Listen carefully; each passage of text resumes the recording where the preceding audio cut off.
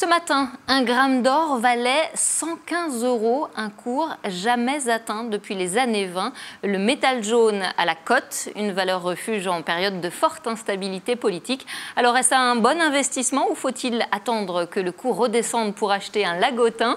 On en parle avec notre invité du jour.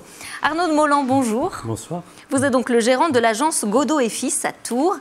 Est-ce le bon moment d'acheter un lagotin, alors je ne vais même pas arriver à le dire, un lingotin, où le cours de l'or est trop haut et il faut finalement attendre?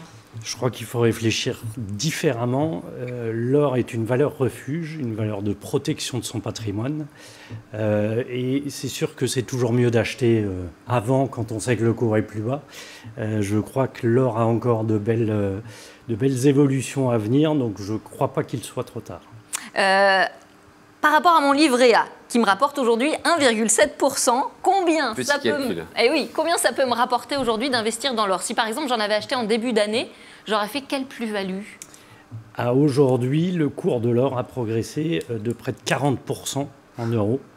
L'année n'est pas finie. C'est phénoménal, non? C'est énorme, effectivement. L'année dernière, on était plutôt sur une progression de 20 à plus de 20% sur l'année.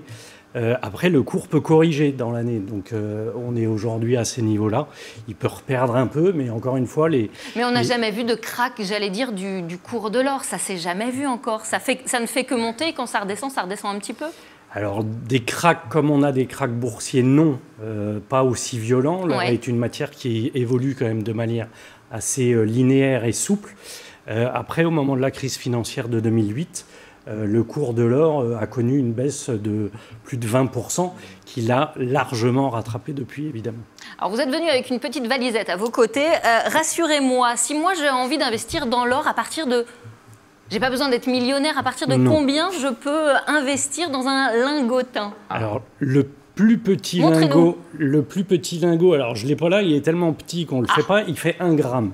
Le plus petit que je vous ai apporté, il fait 10 grammes, c'est ce format-là. Voilà. C'est ce format-là, voilà. Il fait 10 grammes. Et ça, combien je dois mettre pour avoir 10 grammes d'or? Ça, aujourd'hui, c'est environ 1 300 €. Ah, ok. Quel est le mieux? Est-ce que c'est de le conserver chez soi et de bien le cacher ou de le mettre en banque? Alors, c'est très psychologique et chacun ressentira les choses en fonction de sa sensibilité. L'avantage de la banque, c'est que les vols au sein des banques aujourd'hui ne sont plus vraiment des sujets d'actualité, donc c'est une vraie sécurité. Après, ce que je rappelle souvent à mes clients, c'est qu'un cambriolage en France, c'est 7 minutes en moyenne. Donc, il faut être capable de le cacher de telle sorte qu'en 7 minutes, on ne puisse pas le trouver. Est-ce qu'en ce moment, vous êtes débordé dans votre boutique à Tours, puisque justement, le cours n'a jamais été aussi haut? Alors, effectivement, l'activité est assez chargée en ce moment du fait de cette augmentation du cours et de l'attractivité. On vient vendre ou on vient acheter? On vient vendre son or ou acheter, j'allais dire, un petit lingot? Vous avez évidemment beaucoup de personnes qui viennent vendre, qui profitent du cours très élevé. Mais vous avez aussi encore des gens, comme je disais, qui se disent « je ne veux pas louper le wagon, le train pardon, de l'évolution de l'or » et qui viennent encore placer leur argent dans l'or, parce qu'effectivement, un livret A à 1,7% face à l'or, ça ne fait pas tellement le message est enregistré. Après, nos téléspectateurs feront le choix de venir vous voir ou pas. Merci beaucoup, en tout cas, pour vos explications.